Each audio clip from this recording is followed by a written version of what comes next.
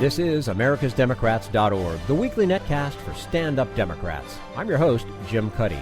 Harvard professor Robert Putnam of Bowling Alone fame talks with us about his new book about saving our children from the effects of a growing opportunity gap. Berkeley economist Barry Eichengreen explains how the power of money in shaping public policy has put the American economic system at risk. And Bill Press talks with Congresswoman Cheri Bustos about equal pay for women. Are you tired of Tea Party Republicans and Rush Limbaugh dominating the airwaves? Do you want the facts you won't get on Fox or even on CNN? Then stay tuned. Our sponsor, 21st Century Democrats, works hard to get everyday Democrats involved in returning our party to its roots and to success at the ballot box. Sit back and listen, then stand up and fight. And follow 21st Century Democrats on Facebook for all the latest progressive news. We're glad you can join us. Harvard professor Robert Putnam says it isn't income inequality so much that we should be worried about, but opportunity inequality, the economic and cultural class segregation that violates the core of America's identity. And we say hello to Robert Putnam, professor of public policy at Harvard, author of 14 books, including the groundbreaking Bowling Alone, which popularized the idea of social capital. His latest book, Our Kids, the American Dream in Crisis. Professor Robert Putnam, thanks for joining us today on americasdemocrats.org. It's great to be with you. And great having you with us as well. You know, your new book traces the lives of individuals from your hometown of Port Clinton, Ohio, to portray the national tragedy of widening class divisions in America and what you call the crisis of the American dream. What caused us to have a generation that is doing worse than its parents? Well, I'd say there are 3 or 4 big changes that have led to this predicament in which increasingly how well a child does in life depends upon not their own talents and hard work, but on whatever their parents happen to do or not to do. Here are the 3 or 4 big trends that are in the background. First, and most important and most obvious, is the growing income gap in America. That is the gap between rich folks and poor folks, and as is very well known nowadays, that gap has grown a lot over the last 30 years, so we now have some people up the top of the income hierarchy who are getting a ton of money, and large numbers of people in what we used to call the working class who haven't had a raise for 30 years. So that's the first big change. The second is, in some sense, in part, a consequence of that income gap that I've just described, which is the collapse of the working class family. One thing that's happened over the last 30 years is that family stability, having 2 parents, among people in the upper part of the income hierarchy, I mean the upper third, college-educated Americans, there's been no change. Indeed, middle-class people with a college education, are kids growing up in that kind of a home are actually now more likely to have 2 parents than they used to be. But at the bottom, in the bottom third, the high school educated part of America, there's been a dramatic change. So now about nearly 2/3 of all kids who are growing up with high school educated parents are growing up in a single parent family. And that collapse of the working class family is due to it's not just a single cause, but the most important is the income gap that it's opened up so that these people are living in much more precarious economic circumstances. I'd say another big change, again related to the first, but it's not identical, is that America is a more segregated society now, not in racial or religious terms. We're actually less segregated in racial and religious terms than we were a half century ago, but we're more segregated in class terms. That is, we're more likely to live with other people just like us. Whether we're rich or whether we're poor, we're more likely to live with other people who are either rich or poor. There's less, we're less likely to have neighbors who come from a different background. We're less likely to go to school with people from a different economic background, and we're less likely to marry people from a different economic background. We're more interracial marriage is up, interreligious marriage is up, but interclass marriage is down. And so that captures the fact that increasingly Americans are frankly living in 2 separate worlds, the rich world and the poor world. And that's an important part. That has big effects on the kids. It means the kids go to different schools. Rich kids go to school with rich kids. Poor kids go to school with poor kids. It means, among other things, that even well-meaning people who are well off just have no idea nowadays what the lives of poor kids is like. And then I guess finally the final change I would call attention to is, in a way, something of a cultural change. It harkens back to stuff I talked about in Bowling Alone. When I was growing up in Port Clinton, when my parents talked about our kids, we've got to do stuff for our kids. We've got to have pay taxes higher so we can have a new swimming pool at high school or whatever. They did not, by the term "our kids," they did not mean my sister and me. They meant all the kids in town. But over the course of the last half century, our notion of we, our sense of responsibility to other people, has shriveled. So now when people talk about our kids, they mean my biological kids. And if you talk to poor kids a generation ago, even relatively well-off people in Port Clinton thought of the poor kids in town as part of our kids. But if you talk to people in Port Clinton now about poor kids in Port Clinton now, they don't think of them as one of our kids. They think that's somebody else's kid. Let them worry about them. Mm-hmm. And that big cultural change is what's embodied in the title of the book, Our Kids. I'm trying to say these are all our kids, and we have an economic interest in helping all the kids to do well, but we also have a moral interest in that. Do you think progressives dropped the ball by ignoring Daniel Patrick Moynihan's controversial findings of 2 generations ago now about the dissolution of the black family? I do, actually. It turns out that it wasn't actually about race, it was about economics, and the same phenomenon which hit blacks earlier because they were at the bottom of the income hierarchy, then, 20 years later began to hit whites. It wasn't about race so much, it was about poverty and what poverty does to family bonds.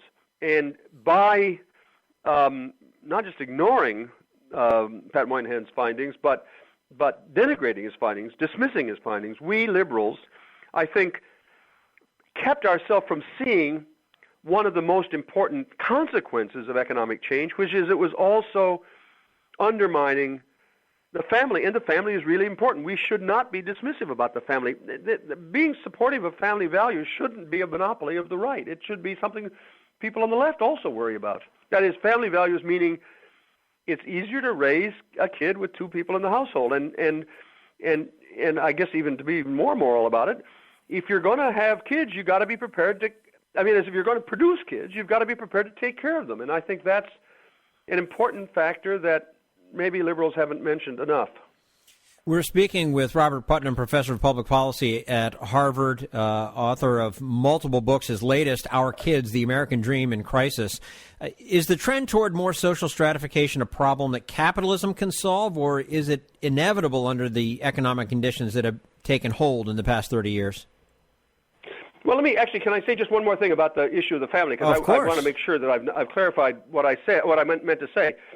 It's too easy, and this is a natural misunderstanding in our culture, to think of what I was saying about the importance of family values as saying I'm blaming the single moms for this problem. And I'm absolutely not. If I'm blaming anybody, it's the dads who walk away from their biological children.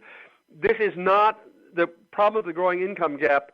And the growing opportunity gap is a serious problem which does involve the family, but it was not caused by poor women. That's the important point I want to make. Now, about the capitalism and these facts. Well, look, I'm not all that ideological. The Port Clinton in the 1950s, which was a decent approximation of the American dream, actually, at least in class terms. I don't mean in racial or gender terms, but in class terms, it was. And it was a capitalist. America was capitalist in 1930 and 1950 and 1960 and 2010. It's not capitalism per se, meaning the ownership of who owns the means of production. But it was certainly true that economic conditions are a huge factor in causing the collapse of the middle class, and actually also government policies have contributed to that. It was not just an accident that labor unions began to decline. The Reagan policies toward labor unions contributed to that, no doubt. It's not just an accident that rich folks have much higher incomes now than rich folks under capitalism had in the 1950s. That was a consequence of government policies. Government policies chosen by voters. It wasn't that, God foisted Reagan on us. Americans chose that set of policies, but that set of policies in turn has fostered this growing division among classes. Now, staying on politics for a moment, what do you make of Republican leaders suddenly acknowledging the income gap as a problem? Is it pure politics or a chance for true bipartisanship? Well, I guess I would say both. Look, the reality of the growing income gap is just, nobody can deny that. That's a big deal, and obviously there's a limit to how much any politician can deny reality. But the part of that is most distressing to Republicans, and actually is also distressing to me, is not just the pure income gap, but it's also this opportunity gap. Because, as I've said many times before, Americans care about equality of income, but they really care about equality of opportunity. And so, I guess to tell you a brief story and do a little name dropping, I've spent quite a bit of time talking to the current president about these issues, Obama, but I also spent, surprisingly, some time talking to his predecessor, George W. Bush, because he'd invited me to the White House to talk about something else, and then I thought, well, why don't I tell him about this opportunity gap? And I wasn't sure whether conservative Republican would even listen to me, but he ended up keeping me there for half an hour unscheduled. And the question is, why did he do that? This is the question I want to ask you. Why did George W. Bush keep me, a well-known liberal Democrat, for an extra half hour talking about the opportunity gap? It wasn't because I was a campaign contributor. It's not because I'm a longtime supporter. It's not because I've got a pretty face. It's because what I was telling him, namely this growing opportunity gap, was so inconsistent with the core American value of equal opportunity that he couldn't walk away. He recognized instantly that if what I was saying was true, it was something that he had to be worried about. And so I'm now back to your question. I think part of the reason that Republicans are increasingly concerned this year, actually most Republican candidates are running on inequality of opportunity and poverty, and you have to ask, why is that? And partly it's because of the reality. It's partly because they realize now that this issue of unequal opportunity is so contrary to the American core values, they can't be caught on the wrong side of it. Does this mean there's also an opportunity for bipartisanship? Well, I don't know. I mean, we live in a very polarized world, and maybe we'll spend all the time now agreeing that it's a problem, but fighting desperately about who's to blame. Argument has an important role in democracy, no doubt about it. But in a somewhat saner world, we would also begin thinking about how do we actually solve this problem of poor kids. And I think, in principle, it's a purple problem in which both sides could make a contribution to solving it. That's kind of what my hope is, that it'll become a problem that is so central to our American life and constitution and norms that, different solutions will be tried in different places, and some will work and we'll be off to figuring out how to solve it. It could be that won't happen. It could be it'll become yet one more political football, arguing who's to blame for this, and that would be, from my point of view, the losers in that scenario would be not the Republicans, not the Democrats, but the kids. And you and I can hope together that that's not the case. Robert Putnam, professor of public policy at Harvard, author of multiple books, his latest, Our Kids, The American Dream in Crisis. Bob, thank you so much again for joining us today on americasdemocrats.org. We do look forward to having you back again soon. Thanks very much. I enjoyed the conversation. Thank you. And this is americasdemocrats.org, the weekly netcast for Stand Up Democrats.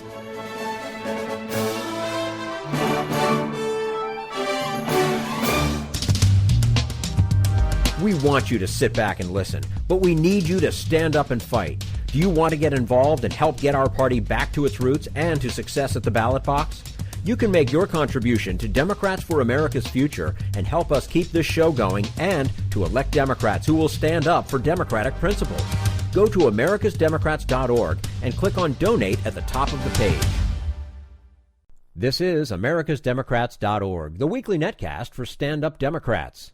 Economist Barry Eichengreen says we've averted the worst of the Great Recession, but warns that the banking lobby is now pushing back. We'll talk to him about that in just a moment. Right now, we turn to Jim Hightower, America's #1 populist, for his common sense commentary. So someone hands you a beer, but instead of it being a recognizable brand, it's in a totally blacked out can with nothing but the letters TPP printed on it. "You're really going to like this," says the smiling stranger who handed it to you. But you naturally hesitate and ask, well, who made it? What's in it? Now the guy's smile seems forced as he says, "Sorry, pal, but those are trade secrets." Trust me, though, there's nothing bad in it. Just drink up and enjoy the buzz that it's going to give you. Would you swallow that? Neither would I. But here comes Barack Obama, Senator Mitch McConnell, Speaker John Boehner, and every corporate lobbyist in Washington, insisting that we the people should quickly chug-a-lug their strange brew called TPP, the Trans-Pacific Partnership, without knowing what's in it. It's just a free trade agreement, they say, with lying eyes and forced smiles. But TPP is not free, not about trade, and not anything that we normal Americans would ever agree to. Rather, it's a raw deal enthroning global corporations over our democratic right to be a self-governing people. It creates a whole new privatized government, subjecting us and our laws to an overriding supreme authority of corporate tribunals set up by the World Bank and the UN. TPP literally is an un-American sneak attack on us by our own leaders. Negotiated in strict secrecy by a handful of corporate elites and government officials, they produced a secret deal that is to be kept secret from the people for 4 years after it is approved, even though it transfers much of our people's sovereignty to secretive international tribunals made up of global corporate lawyers with no accountability to the people. This is Jim Hightower saying, Holy Thomas Paine! To fight this establishment of secret government, go to www.stoptpp.org. Need an antidote to the progressive blues? Want some good news about how grassroots folks are rebelling against the corporate powers and winning? Well, here's an easy-to-swallow pill for you, the Hightower Lowdown. Hightower's monthly newsletter will give you the lowdown, even as it lifts you up. It's 4 pages a month, jam-packed with facts you can use, actions you can take, and Jim's own Texas humor, all for only $15 a year. To become a lowdowner, go to hightowerlowdown.org. This is americasdemocrats.org, the weekly netcast for stand-up Democrats.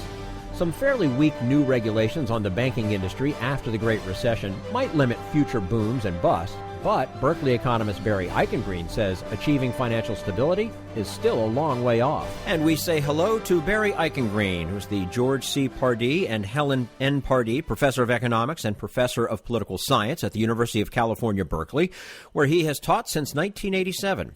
He's also the author of a new book, Hall of Mirrors, The Great Depression, The Great Recession, and the Uses and Misuses of History. Professor Barry Eichengreen, thanks so much for joining us today on americasdemocrats.org. Good to be with you. And nice to have you with us as well. In your book, you examined the history of the Great Recession of 2008, 2009, and the responses to it. What do you think of the official Bush and Obama responses? I think that policy before the crisis was awful. Policymakers, both in the Bush administration and in the Fed, deserve failing grades for their inability to see the risks that were building up in the financial system and the imbalances in the economy. They did better in terms of responding to the crisis. They responded quickly and forcefully. I would have liked to see a bigger fiscal stimulus than was agreed at the beginning of 2009 when Obama came into office. I would have liked to see the Fed do even more than it in fact did. It did 3 rounds of quantitative easing. Only the third was open-ended. Only the third time did they say, we will do whatever it takes to get the economy going, and did it produce results. So I would give the Bush administration and the Greenspan Fed D-minuses to be generous. And I would probably give the Bernanke Fed and the Obama administration something on the order of a B+ in terms of their post-crisis response, although plenty of things could have been done better. Mm-hmm. Austerity. Has austerity, cutting spending, raising taxes, has that worked anywhere? Because Europe doesn't seem to be a shining example of success, does it? No, it certainly doesn't. So there is the view in academic circles that there's such a thing as expansionary austerity or expansionary fiscal consolidation, that when you cut the budget deficit, you will inspire investor confidence and the economy will grow faster. There is no evidence from the experience of the 1930s that this is true. There is no confirming evidence from the post-2008 period that this is true. Some countries like Greece, where spending was out of control and debts were unsustainable, required a dose of austerity. What they got was an overdose. And there were other countries with fiscal space that should have used it. And even today, there are countries like Germany with fiscal space that need to use it and haven't. Who's responsible for the myth that austerity and not stimulus is the proper answer to financial mismanagement in the private sector? The IMF International Monetary Fund was partly responsible for that myth prior to the Great Recession. And it has looked at the data and updated its views and concluded that it was fundamentally wrong in that point of view.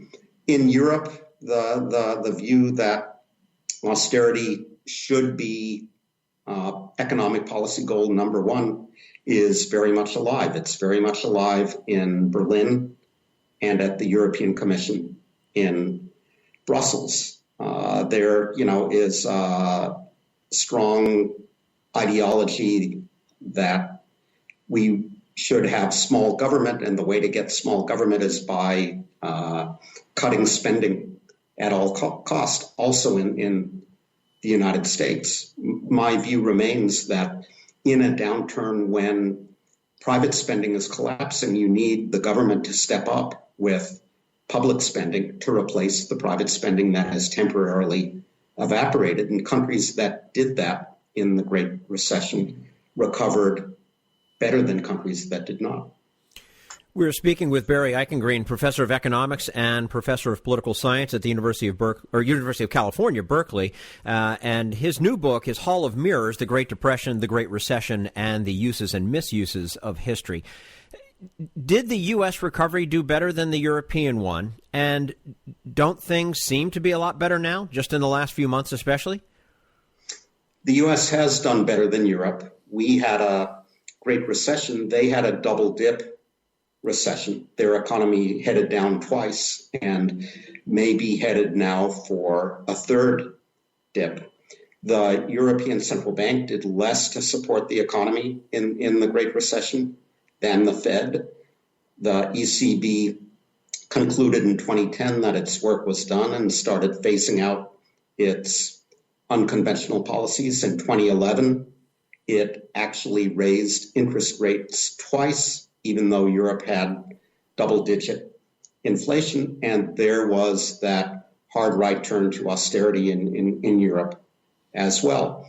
It is true that the U.S. had 2 quarters of very strong economic growth in the middle of 2014, and that we just had in January quite favorable employment report. But the labor force participation rate is still low. The economy is still growing slowly by historical standards. So my conclusion is that the problems are not entirely behind us yet, and that the Fed in particular should stay on hold until it's convinced that the problems are fully behind us. Mm-hmm. And we see wage stagnation as well on top of all that. Europe, and you sort of point this out too, still seems to be in a crisis, possibly heading to a triple dip. And you say the euro as a currency has had disastrous results. Can the European Union survive? The euro, the creation of the euro in 1999 was a terrible mistake. We know that with benefit of hindsight now, but for better or for worse, some mistakes are irreversible. The new Greek finance minister likes the Hotel California analogy. You can check in, but you can't check out. Getting out of the euro is very, very difficult without precipitating the mother of all financial crises. Can they get it to work? Time will tell, but they really have to get it to work, because the alternative of allowing it to collapse and trying to reintroduce national currencies would be incredibly chaotic and disruptive for them and even for us in the U.S. If you would, can you explain the paradox under which the longer an economy has stability, the greater the risk in the future? We saw that paradox at work both in the 1920s, when they thought the creation of the Fed in 1914 had tamed the business cycle. They called the result the new era, and it encouraged speculative investment on the part of individuals and banks that believed the economy would never turn down in a recession again. We saw it in the period leading up to 2008. People talked not about the new era, but about the so-called Great Moderation, that central banks and governments had again limited the volatility of the business cycle, making it safe to use more borrowed money, employ more leverage, invest in riskier assets. The longer the seas are calm, the safer you feel about putting up the spinnaker, if you will. And we saw that behavior both in the 1920s and in the recent decade. Where do you see the economy going in 2015 and beyond, especially as Republicans take more control over government? I do see the U.S. economy continuing to heal, and 2015 being a better year than we've seen recently in terms of economic growth, 3% plus economic growth. My worry about the U.S. is for the longer term, that we need to invest in infrastructure, education, training, basic research and development in order to grow the productive potential of the economy and workers.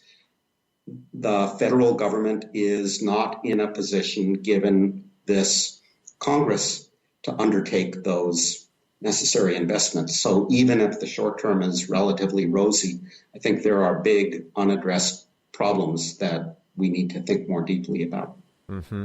All right. Barry Eichengreen, professor of economics and professor of political science at the University of California, Berkeley. His new book, Hall of Mirrors, The Great Depression, The Great Recession, and the Uses and Misuses of History. Professor Barry Eichengreen, thank you again for joining us today on americasdemocrats.org. We look forward to having you back again soon. Thank you.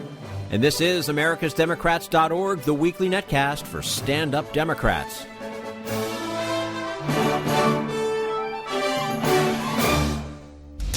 We want you to sit back and listen, but we need you to stand up and fight. Help get our party back to its roots and to success at the ballot box. Make your contribution to Democrats for America's Future to keep this show on the air and help elect stand-up Democrats. Go to americasdemocrats.org and click on Donate at the top of the page.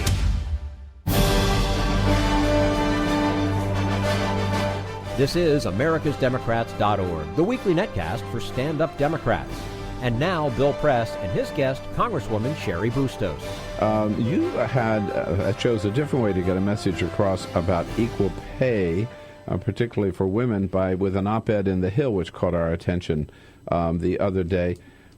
Still here in the year 2015, there's still a lot of inequality in the workplace, isn't there? Yeah, there is, and it's gotten a lot of attention through various books, articles, radio shows, and we're bringing it to light a little bit more right now this week because just this past week was Equal Pay Day. Mm-hmm. And what that means, in case some of your listeners may not know, but it was on this day, on Tuesday of this past week, that women would have had to have worked all of last year, until Tuesday of this month, of this past week, to make the same amount that men made in the year 2014. And, and as you just said, Bill, so a man works 1 year and a woman works a year and 4 months, basically, to make the same salary. Absolutely. Yeah. And so we've got to talk about that. And not only that, it's 2015, and it's time to make sure that we're doing something about it. What do you do about it? Just say, I mean, we had that whole campaign at Walmart, right? And Lilly Ledbetter was sort of on that same point, the first bill that President Obama signed, that for equal pay for equal work. Is that now the law of the land, or what can we do to make it happen? Well, what the Lilly Ledbetter Act did basically is just give people an option to make sure that they can have legal recourse if they find out that they're not being paid for the same wage if they're doing the same work as a man. Make it easier to sue. Yeah. Absolutely. And now we've got new legislation, the Fair Pay Act, that would make sure that employers cannot do anything against an employee if they want to talk about their pay. And if they want to say, hey, Mr. Press, you and I do the exact same job as we're putting together this piece of machinery. What do you make? And we've been here the same amount of time, and here's what I make. Got it. And we think we ought to be able to have that dialogue. So if a woman or for that matter, an African American or a Hispanic finds out that they're making less than, let's just say theoretically, a white male, that they can first of all find out about it, that they can't be. There can't be any kind of repercussions because they're talking about it, and then they can figure out how they're going to get fair pay for equal work. The Fair Pay Act, which has been introduced in the House, yes, right? Yes. With this House leadership, are you even able to get a hearing on that bill, or? Well, we have been talking about equal pay through legislation for 52 years now. Keep in mind that has not changed for 52 years.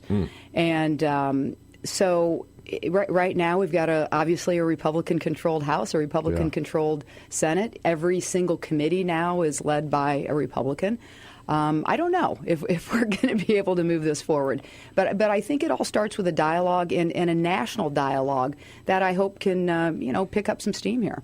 Is the goal to make it to require employers to pay employees the same wage for the same work, regardless of sex or sexual orientation or anything else? There would be legal repercussions for not paying equal pay for equal work. But this really is. What I don't get is, what is the argument against it? Exactly. Seriously, we have mothers. All of us, whether our mothers are living or not living, we all have had mothers at one point in our life.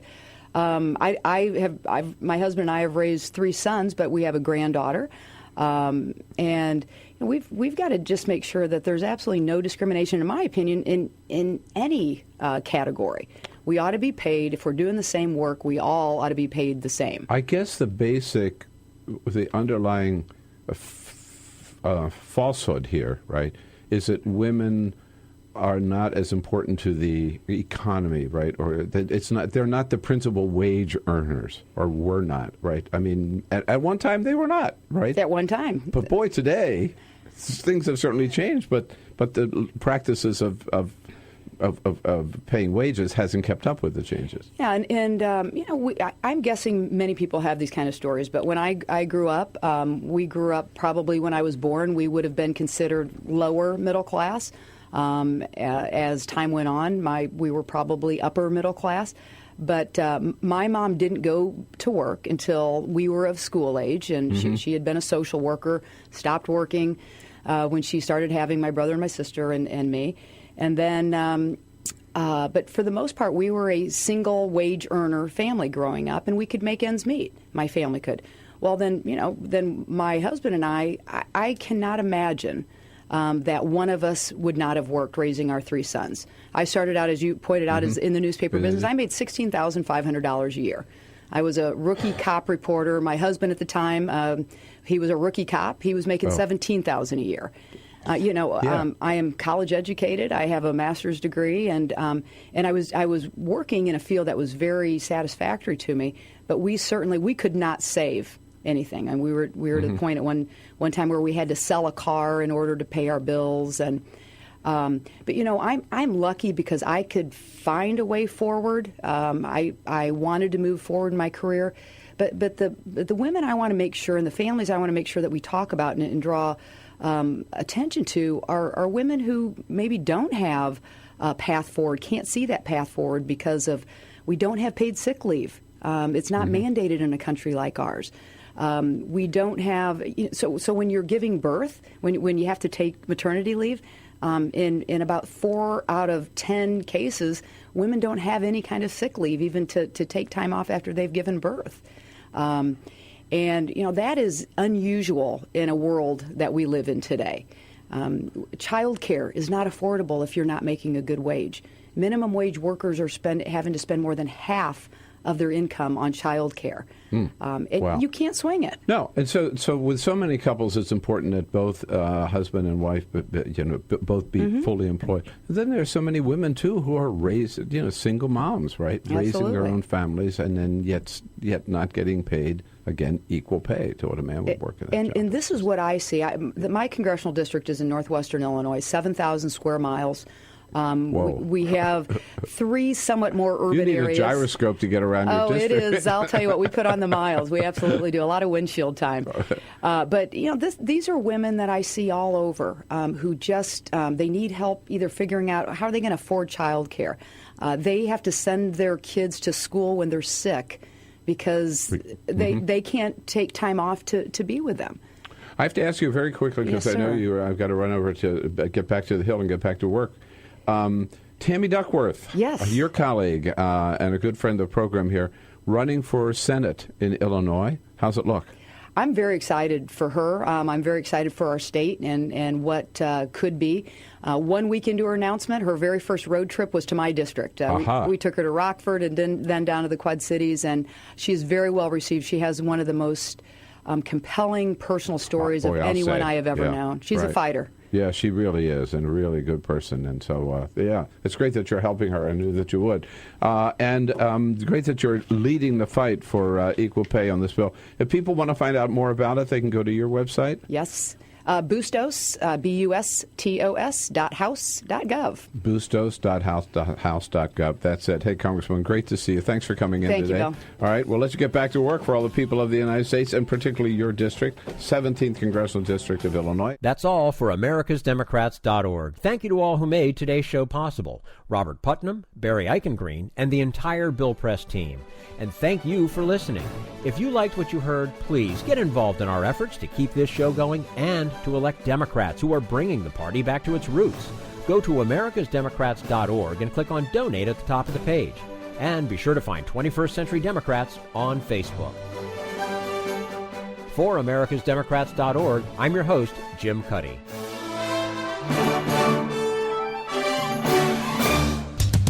We want you to sit back and listen, but we need you to stand up and fight. Join us, support the show, and help elect Democrats who will stand up for democratic principles with your contribution today.